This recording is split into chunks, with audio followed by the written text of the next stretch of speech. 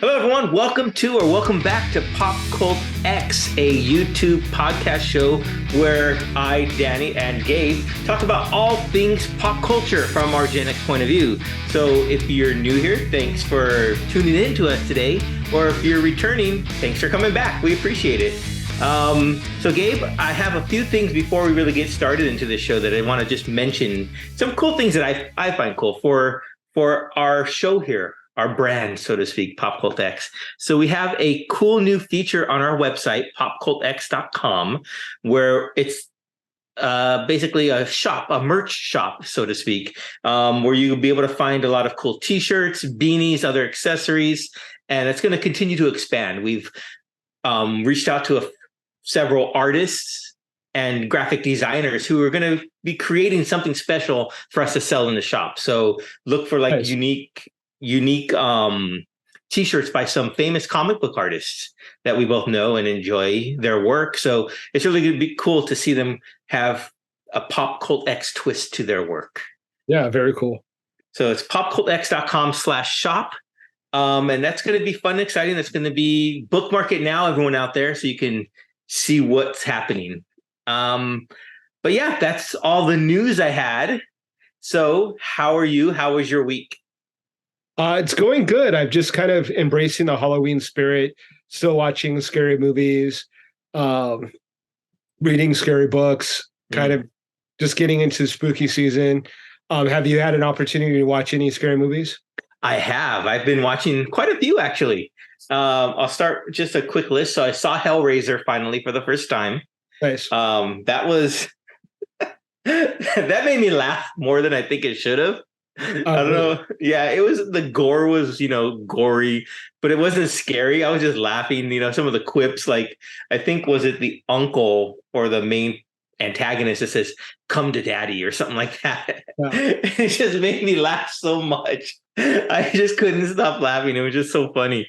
But then I did watch, what else did I see? I saw a couple other, not scary Halloween movies, like the newest Haunted Mansion with Rosario Dawson, Lakeith Stanfield, et al., Danny DeVito, Owen Wilson. It was a pretty good cast, and I really enjoyed it. Have you seen that one? I have, yeah. It's really good. I really enjoyed it as well. Yeah, it surprised me. I remember when the original movie of it, I guess with Eddie Murphy came out, I wasn't really too interested in seeing it. I finally did watch it probably about a month ago. But this one was just, I don't know, it was so more akin to what the ride is. And I really enjoy the ride. And it just really had a lot of similarities to that. So they really drew on that ride and leaned into it. And I thought it was really well done. I especially liked the time that really I got the most kick out of was when they were getting kicked out of the house and the chair that they were in looked like the ride vehicle that you're on. Yeah. So I just laughed. I thought that was so cool. It was a fun movie. Yeah, it was really fun. I thought they did a really great job with the cast. The cast was really perfect. Tiffany Haddish was really funny. Yes. Jared Leto as the main antagonist was really good as well. Just a really good turnaround from the Eddie Murphy version, which I never even watched.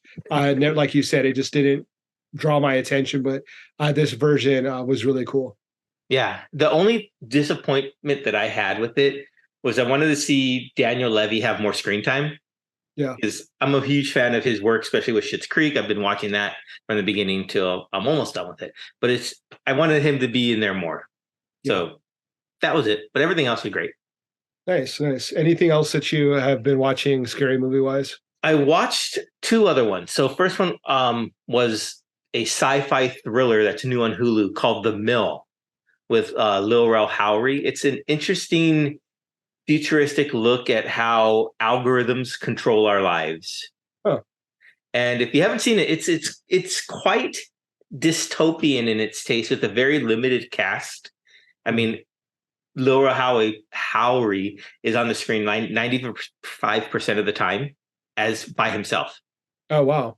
Yeah, so it's really interesting. So the concept basically, he's a businessman, wakes up in an open air prison with nothing but a old-timey grindstone that he has to push. So that's what the log line is. So I won't give away too much, but it's It was good. It was weird what a sci-fi movie should be, Yeah. but I enjoyed it. I thought it was pretty cool.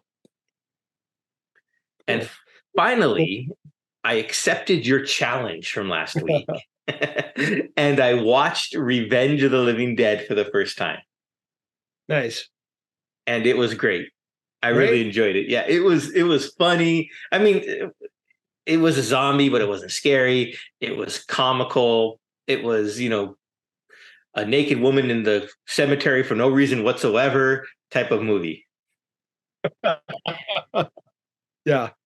Yeah, I love the movie. It's really ridiculous. It's, teenage punk rockers mixed with zombies, Mm-hmm. uh, just ridiculous situation. Like you said, the character Trash gets naked in the cemetery for literally no reason other than, titillation. Uh, becomes a pink-haired zombie that Mm-hmm. walks around naked. Uh, Mm-hmm. but other than that, I think it's really funny. It's really it has a very distinctive aesthetic.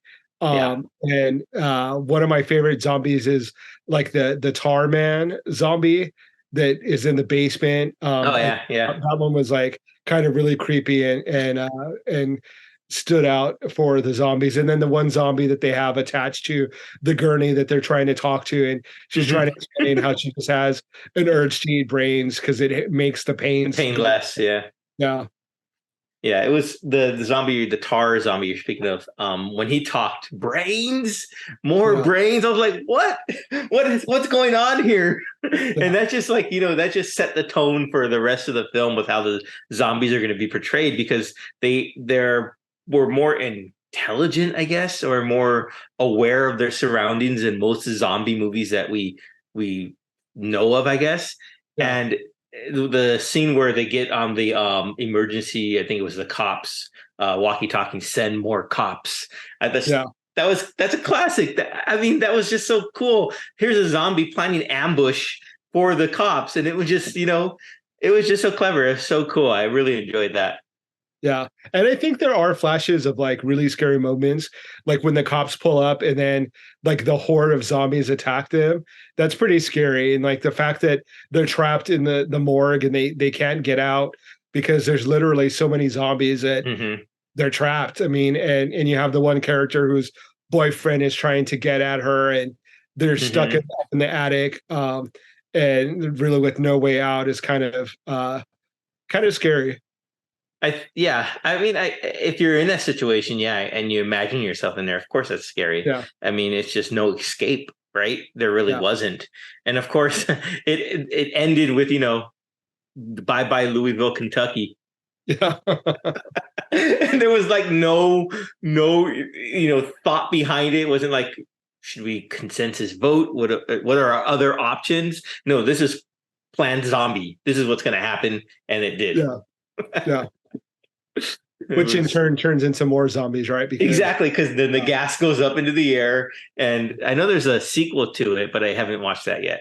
yeah, sequel's not as great. This one's like the classic. Yeah, it was interesting. I really like how they brought in Night of the Living Dead into the film by Yeah, mentioning that that was the movie version of the real events.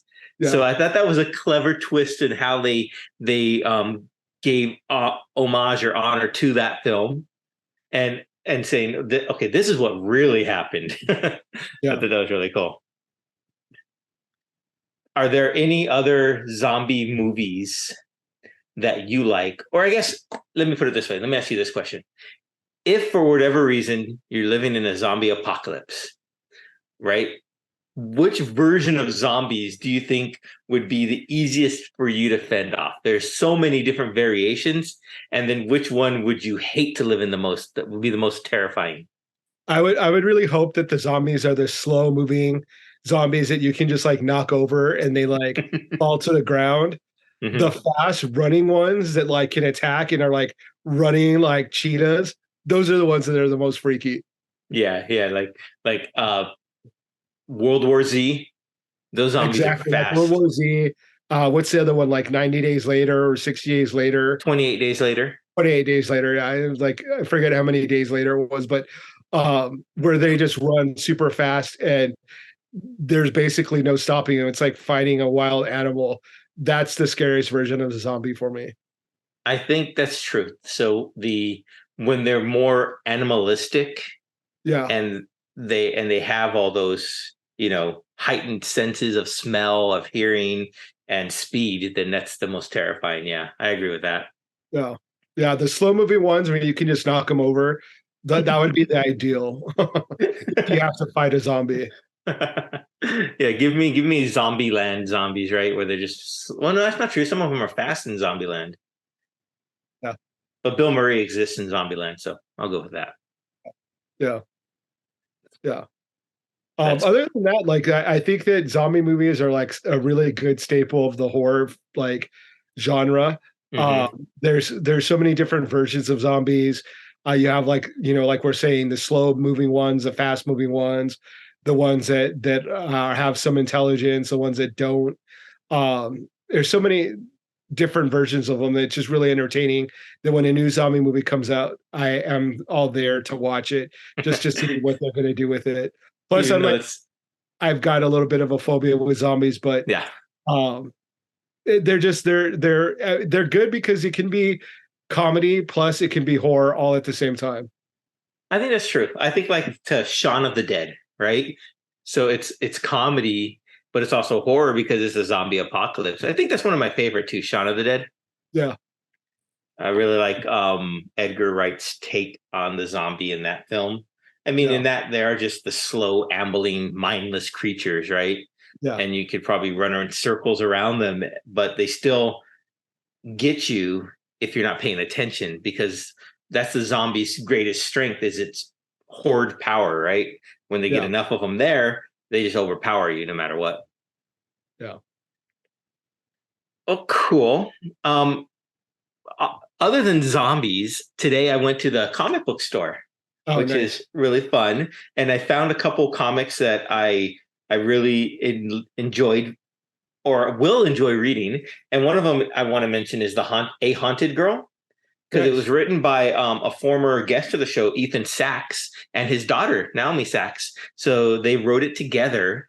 And it's from what I know of the comic, it's a very personal, um, based on a true story in a way to them Oh, wow. and their father-daughter relationship. So I think that's really cool. And they got interviewed on, I think it was CBS New York about it because it was like Mental Health Day. And the underlying message of the actual story is um, mental health wellness. So Okay. it's really interesting. It's really cool. And teaser out there. I think we will be having Ethan back on the show to talk about the comic book pretty soon. So if you're watching now, stay tuned for that coming down the line. Nice. Um, I also picked up this fun Teenage Mutant Ninja Turtles, which is kind of different from what I collect, but just because the cover was so cool. Yeah, It's like a that is. Day of the Dead Raphael there. So those are pretty much what I picked up. I got another couple things, but those are just one of what I wanted to show. Yeah. Have you been to the store recently? Picked up anything new? I tried getting out last weekend to try to find the variant or the cover of Transformers #1 by Maria Wolf. Mm-hmm. Could not find it anywhere. It's Nope. sold out literally Mm-hmm. everywhere. So that's kind of how I spent my weekend was going to a couple different comic book shops looking for that. Picked up some stuff. I think I got Wonder Woman #1, Captain America #1. There's a couple new relaunches that they're doing with it, those Mm. franchises.